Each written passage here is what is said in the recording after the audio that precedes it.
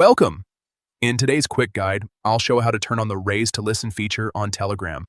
This handy option lets you listen to voice messages just by lifting your phone to your ear, making conversations feel more natural and private. Let's get started.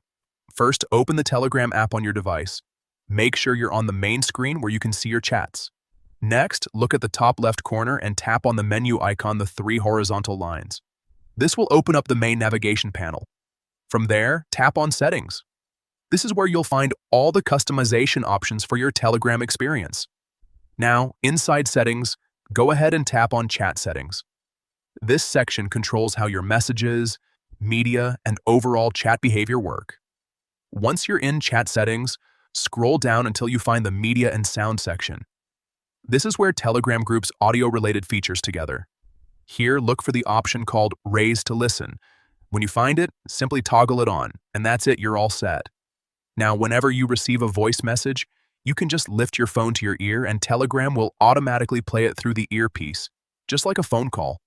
It's a small feature, but it makes a big difference, especially when you're on the go or want to keep things private. If you found this helpful, make sure to check out more Telegram tips and tricks to get the most out of your app. Thanks for watching.